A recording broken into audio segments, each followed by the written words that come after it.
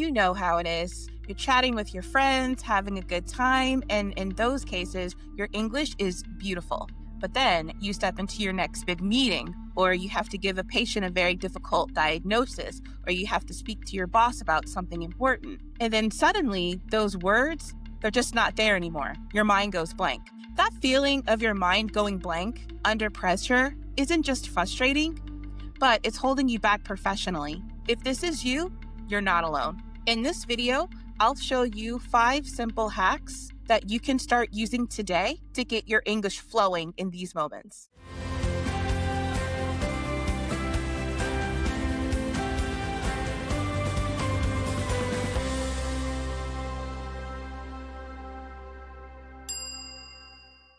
Hello, everyone. I'm Devin Bruce. I'm the founder and CEO of the English Communication Academy, and we help non-native English speakers in healthcare communicate effectively with their patients, colleagues, and staff. And before we dive in, I do have a free guide called 10 Phrases Every Healthcare Professional Should Know. It's jam-packed with essential phrases that you use all day, every day in healthcare. It tells you when to use it, when not to use it, the right tone, the right pacing. It's a good way for you to sound more natural and in control. And if you want your free copy, you can grab it in the link below. Now, your mind going blank in high pressure situations. This experience is incredibly common. It's the gap between what you know and how to perform it. And unfortunately, this leads to missed opportunities, feeling underestimated, and that constant nagging thought that your communication skills are putting a ceiling on your career. But what if I told you that this is not a fluency problem? So you don't need to go and memorize things from a dictionary or go to classes to get more grammar, because this is a pressure problem. And the solution is to rewire how your brain responds to that pressure. So in this video, I'm going to share 5 simple daily hacks and real exercises that will build unshakable confidence and make you a clear, calm, and effective communicator no matter how high the stakes are. These aren't just tips, they're training drills for your brain. All right, let's get to it. All right, let's talk about our first hack. The first hack is the pressure rehearsal, and it's designed to fix a huge flaw in how we prepare for big moments. Think about it. Most people, they only practice speaking under pressure when they're actually under pressure. That's like training for a marathon and only running full marathons. It's a terrible strategy because it leads to burnout. We need a way to simulate that pressure in a safe, low stakes environment. That way you can build up your tolerance. Here's the hack: the 1-minute briefing. Every single day, you're going to take just 1 minute to act like you're in a high pressure situation. So stand up like you're in a boardroom, or you're giving a difficult diagnosis, or you're presenting an important topic. Just make sure that you're standing up or you're doing something that you would normally do in a high pressure situation. Now, just pick a topic. Pick a project that you're working on, an article you just read, or if you need even more safety at first, something fun like a TV show you just watched. And then set a timer for 60 seconds. The moment you hit start, you have to explain that topic out loud, clearly and concisely, as if you're briefing a top executive.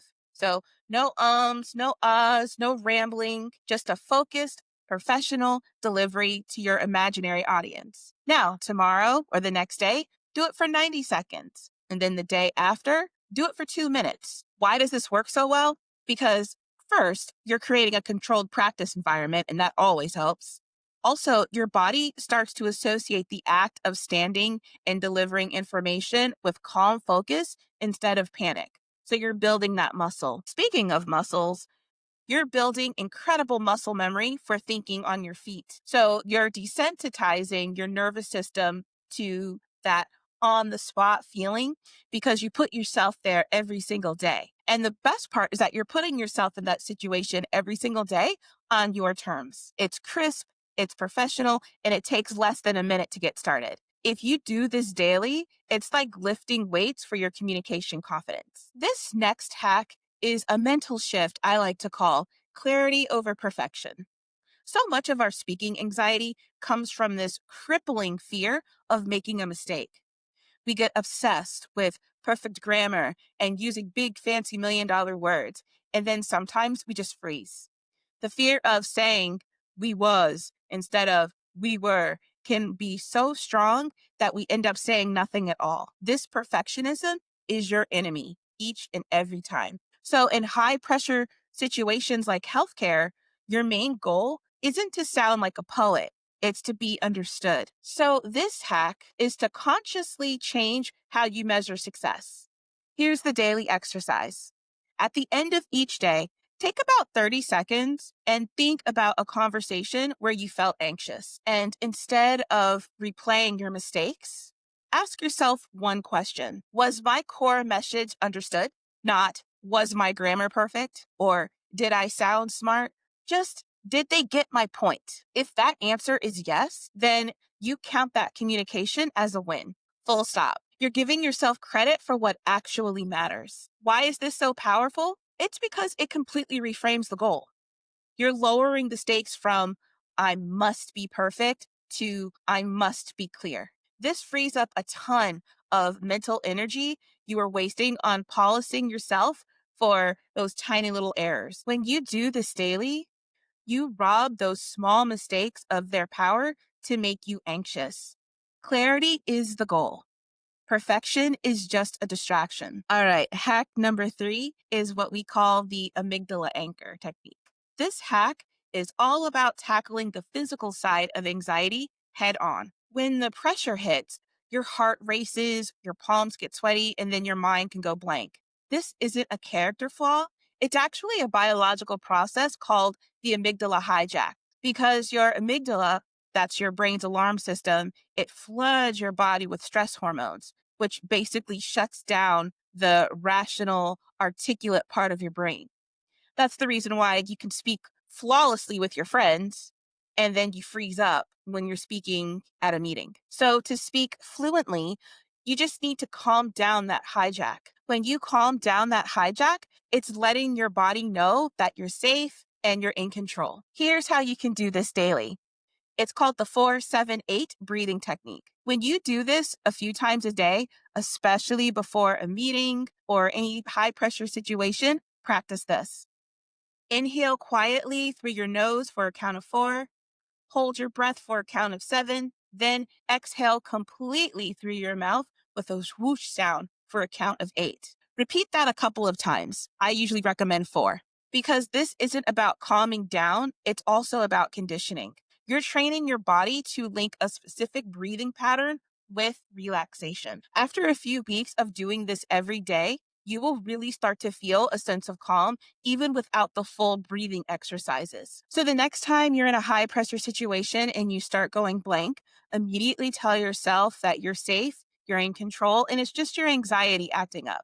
And then just try this breathing technique to calm your nervous system down. This gives your rational mind the space it needs to get back online to start speaking fluently again. All right, hack number 4 is called the active shadowing method. This hack is all about sounding more confident by focusing on rhythm and flow. Now, when we think about English, most of us listen to English content passively. So through podcasts, news, or this video. But that doesn't build fluency under pressure. Shadowing, which is the repeating of what a native speaker says in real time, is a very powerful way to improve your pronunciation and rhythm. But we're going to make it active. Here's your daily exercise. Pick a 1 or 2 minute clip of a speaker you really admire for their clarity or confidence. So, like a TED Talk or a CEO's keynotes, whatever works for you. You're going to practice this in 2 parts. First, just do the traditional shadowing. So you play the audio and repeat their words for a split second behind them. So you just try to copy their pronunciation or their intonation and rhythm as closely as you can. Don't stress about understanding everything, just focus on matching the music of their speech. This is not to sound like a native English speaker. This is to help your conditioning of your voice. Do this for about 5 minutes. Now, for the active part, record yourself reading that same 1 or 2 minute passage from a transcript. Then, listen to the original speaker, and right after, listen to your own recording and compare them. Where did they pause for impact? Did you rush? How did they use their pitch to highlight a key point? Did your voice have the same conviction? The active comparison is where the magic happens because you're training your ear to spot the subtle clues of confident communication. And remember, this is not to sound like a native English speaker. No, it's to just practice the ability to communicate effectively. So let's recap our daily hacks. Hack number one is the daily pressure rehearsal, just to get comfortable being on the spot. Number two is the clarity over perfection reframe to focus on being understood. Hack three is the amygdala anchor technique to calm your body's panic response. Four is the active shadowing method to absorb the sound of confidence. And then our final hack, number five, is to find a confidence buddy. This is a trusted friend or colleague that you can check in with just for a few minutes a day. Talking about your anxieties by saying, I felt awkward in this moment today. What would you have done? This helps break the cycle of negative self talk and offers a very fresh perspective because that gap you feel between your relaxed self and on the spot self isn't permanent. It's just a skill that you need to build with practice because the fluency is already in you. And these hacks are about consistently doing the drills that unlock the confidence you already have. Just start with one of them today because consistency is everything. You've got this. All right. If this video helped you, please hit like and subscribe. I post new videos every week to help you build real world fluency in your professional life. Also, please share this with other non-native English speakers in healthcare because I am on a mission to close the English gap. Also, don't forget to download my free guide, 10 phrases every healthcare professional should know. It's jam-packed with essential phrases, when to use it, when not to use it, and real-world examples in healthcare. The link for that is in the description box below. And if you liked this video, check these other ones out too.